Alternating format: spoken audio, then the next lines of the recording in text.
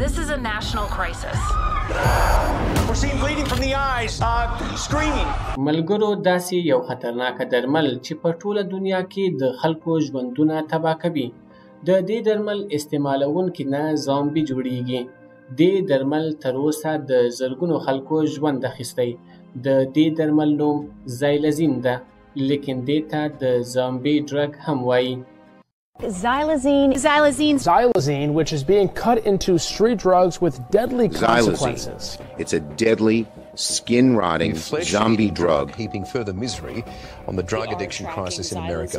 Across the United States, and there is no question that it Tranq is the street name for fentanyl laced with the animal tranquilizer Xylazine. دا کیسه له 1962 څخه شروع کیږي، کله چې د هیولاک په نامه کمپنۍ دا درمل جوړ کړو. دا یې د خوب د دوایي په توګه معرفي کړو، لیکن پر دې پابندي ولګېده. ملګرو د دې وجه دا وه چې دا درمل د انسان لپاره ډیر خطرناک و او دې عصبي سیستم ته زیان رسوه. پر دې درملو باید په هغه وخت کې دایمي پابندي لګېدلې وه، خو داسې ونه سوه. دا کمپنۍ بیرته راغله او اوس د زایلزین استعمالول د حیواناتو لپاره شروع سو او لویو حیواناتو لکه آسونه او غوایانو ته به یې انجکټ کول او د دې په لګولو به د حیواناتو درد کمیده.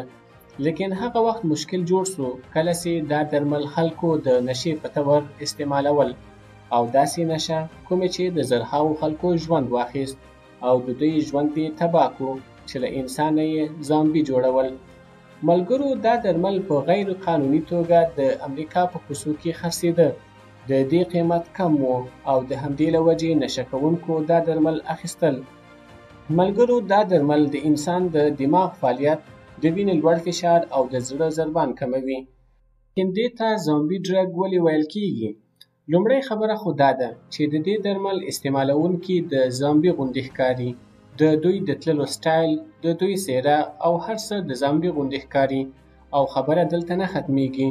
په اصل کې د دې دوا د استعمالونکو جسم خارښت کوي او عضلات یې همغږي له لاسه ورکوي او د پوستکي زخمونه پیدا کوي او د دوی ذهني حالت کې بدلون راځي چې انسان د یو زامبي غوندې ښکاري او له همدې له وجې د دې درملو ته د زامبي ډرګ وایي. په آخره کې خو یا انسان مړ کیږي او یا د خپل جسم کوم عضو قطع کوي. ملګرو کله چې په امریکا کې ځینې خلک په عجیبه حرکتونو ولیدل سو، داسې لکه زامبي روان وو، په جسمو یې زخمونه هم وو، نو رسنیو دا خبره راپورته کړه او بیا معلومات وسو چې دې خلکو دا درمل استعمالول. ملګرو تازه په انګلند کې هم داسې یو کیس پیدا سو چې یو 43 کلن سړی د زایلزین د استعمالولو له امله مړ سو. د همدې له وجې د دنیا ډیر مملکتونه د دې په بندیز خپل اقدامات کوي. په امریکا کې په دې درملو په مکمل ډول پابندي لګول سوي او هلته پولیس د دې خرڅونکو ته سخته سزا ورکوي. لیکن د دې مطلب دا نه ده چې د دې استعمالول درول سوي دي. په امریکا او په څو نورو مملکتو کې خلک وژونکي درمل استعمالوي او خپل ژوند تباه کوي. ملګرو که ویډیو مې خوښه سوې وي ویډیو درسره لایک او شیر کړئ او زموږ چینل درسره سبسکرایب کړئ تر څو له هرې نوې ویډیو څخه لومړی تاسو خبر شئ.